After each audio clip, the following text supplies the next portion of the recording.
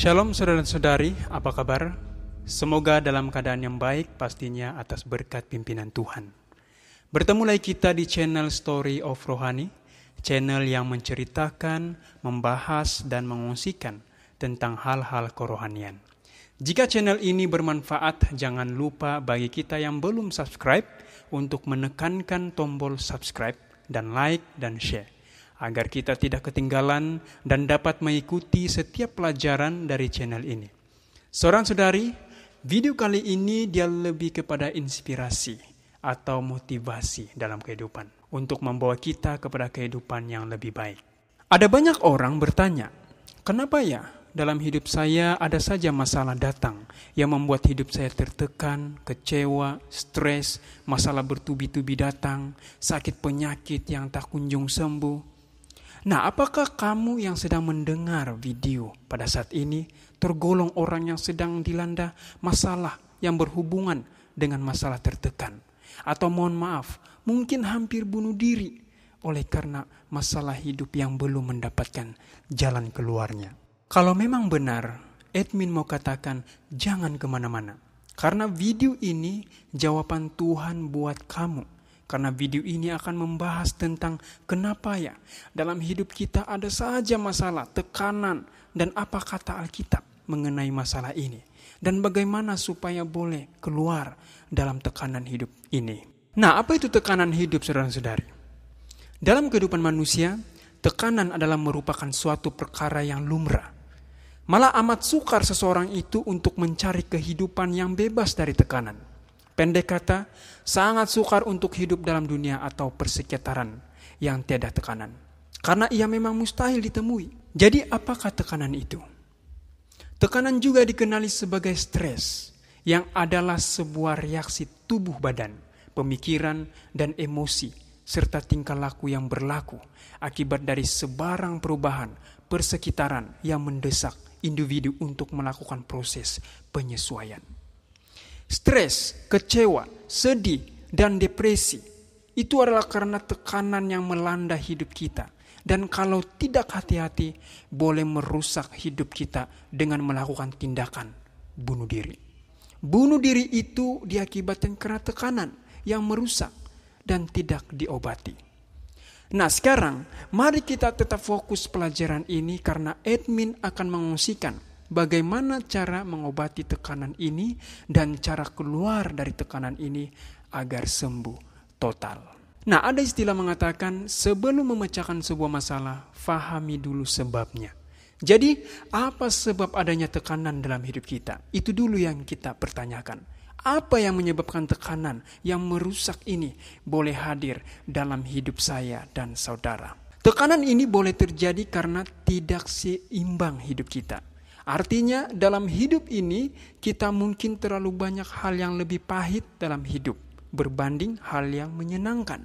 Nah, mungkin kita bertanya dalam diri kita, nah kalau begitu kenapa hidup saya selama ini lebih merasa pahit dibandingkan manisnya? Apakah mungkin Anda terlalu banyak harapan, saudara-saudari? Mengharapkan sesuatu yang belum tercapai dan belum pasti? Atau mungkin karena Anda dalam keadaan ketakutan? Atau karena merasa diri telah melakukan hal yang tidak baik dan berusaha memperbaikinya? Lalu kita bertanya lagi, apa hubungannya dengan harapan dan tekanan? Mungkin ini kita boleh jadikan sebagai contoh. Seorang pelajar, dia mengharapkan dia lulus dalam ujian sekolah. Oleh karena ibu bapaknya juga berpesan, kamu harus pintar dan mendapat nilai yang bagus. Apa yang terjadi? Pelajar ini mendapat tekanan oleh karena terlalu berharap. Nah, banyak lagi contoh-contoh sebenarnya. Bagaimana pula dengan ketakutan? Maaf kata, saat mungkin kita mengalami penyakit yang luar biasa.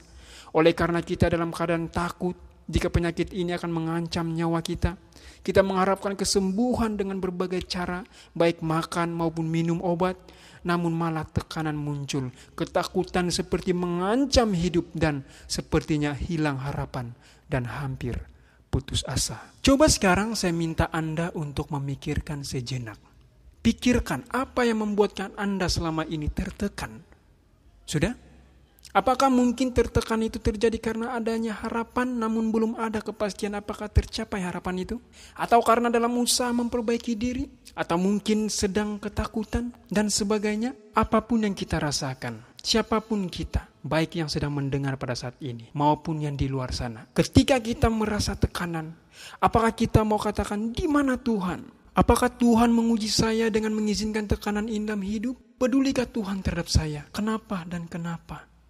Saudara-saudari, banyak tokoh dalam Alkitab pernah merasa yang namanya tekanan. Apakah tekanan itu membuatkan mereka melarat? Mari kita lihat siapa saja tokoh Alkitab yang berjuang dalam tekanan. Daud, saudara-saudari. Dia mengalami masalah dan berjuang sungguh-sungguh dalam mengambil keputusan. Dalam buku Mazmur, Daud menuliskan kesedihan, kesepian, dan rasa takutnya terhadap musuh. Dia juga mengalami hati yang hancur atas dosa dan kesalahannya, dan Daud sangat bergumul sehingga dia mengalami penyakit, dan dia katakan di dalam Mazmur 38 ayat 4, "Tidak ada yang sehat pada dagingku oleh karena amarahmu. Tidak ada yang selamat pada tulang-tulangku oleh karena dosaku." Bahkan Daud juga bersedih karena kehilangan anaknya. Itu terdapat dalam 2 Samuel 12 ayat 15 sampai 23 dan 18 ayat 33. Mazmur 42 ayat 12. Mengapa engkau tertekan, hai jiwaku? Dan mengapa engkau gelisah di dalam diriku? Berharaplah kepada Allah, sebab aku bersyukur lagi kepadanya, penolongku dan Allahku. Saat Nabi Elia lelah dan takut dan melarikan diri jauh dari ancaman Izabel, ketakutan membuatkan iman dan keberanian Elia hilang. Dia tertekan. Dia lupa melaksanakan tugasnya kepada Allah. Dia lari pergi ke padang gurun. Dia duduk dan berdoa dalam keadaan kelelahan. Ia memohon Allah mengambil nyawanya. Saudara-saudari, Elia juga pernah merasakan terlalu tertekan sampai memohon kepada Allah agar mengambil nyawanya. Bukankah banyak yang terjadi di zaman kita juga oleh karena tekanan hidup, tertekan sampai boleh saja membunuh diri. Banyak lagi tokoh yang mengalami tekanan, seperti Yunus merasa marah dan lari dari Allah. Ayub menderita karena kehilangan, kehancuran dan penyakit, namun dia tetap setia dan tidak melakukan dosa. Apakah kita boleh seperti Ayub di saat tertekan namun tetap setia dan tidak melakukan dosa? Musa, seorang pemimpin, juga merasa tertekan, saudara-saudari, terhadap keras kepala bangsa Israel yang dia pimpin. Sehingga suatu saat Musa berduka atas dosa-dosa bangsa Israel. Namun Musa tetap mendoakan mereka.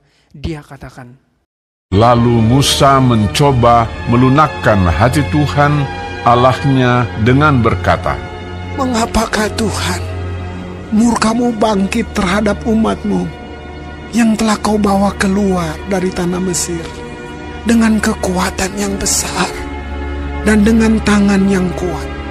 Tetapi sekarang kiranya Engkau mengampuni dosa mereka itu. Dan jika tidak, hapuskanlah kiranya namaku dari dalam kitab yang telah Kau tulis."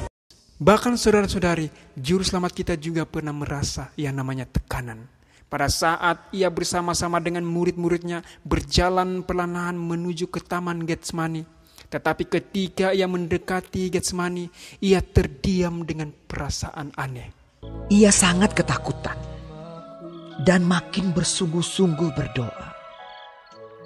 Peluhnya menjadi seperti titik-titik darah yang bertetesan ke tanah. Kitab 4 Injil menceritakan bahwa Yesus sering berada di tempat tersebut, yaitu Getsemani, tempat yang ia sering gunakan untuk merenung dan berdoa. Namun pada saat dekatnya detik-detik pelayanannya di dunia ini berakhir, tempat yang sangat disenanginya telah berubah menjadi tempat duka cita. Tempat di mana ia sering mendapatkan kekuatan berubah menjadi tempat hilangnya kekuatan. Karena apa Yesus merasakan tekanan ini? Karena dosa kita semua, saudara-saudari. Yesus harus menderita tekanan dan menjadi stres. Alkitab katakan sampai peluhnya menjadi titik-titik darah yang bertetesan ke tanah dan mau mati rasanya. Berpeluh bukan karena udara yang panas, tetapi karena pergumulan batin yang sangat hebat. Ada beberapa pandangan tafsiran bahwa Yesus mengalami stres yang sangat luar biasa sehingga darah keluar dari pembuluh darah dan bercampur dengan keringat. Namun apapun pandangan atau tafsiran itu, yang pasti Yesus melakukan ini karena Dia mengasihi manusia yang berdosa, menderita, bahkan mati di kayu salib untuk memberi kita jaminan hidup yang kekal. Saudara-saudari, kita bukan seorang saja merasa yang namanya tekanan. Juru selamat kita juga pernah merasa tekanan yang sangat luar biasa. Siapapun kita, selagi namanya manusia, pasti terkadang kita merasa tekanan melanda hidup kita. Mungkin itu stres, ketakutan, panik, bimbang, dan apapun itu yang berhubungan dengan tekanan. Namun tahukah kita, itu semua bermula dari pola pemikiran kita.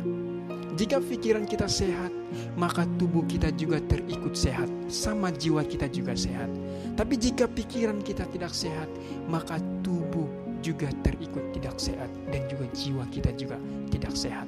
Dalam 3 Yohanes 1 ayat 2, firman Tuhan berkata, Saudaraku yang kekasih, aku berdoa semoga engkau baik-baik dan sehat-sehat saja dalam segala sesuatu, sama seperti jiwamu baik-baik saja. Sekali lagi, itu bermula dari cara pemikiran kita.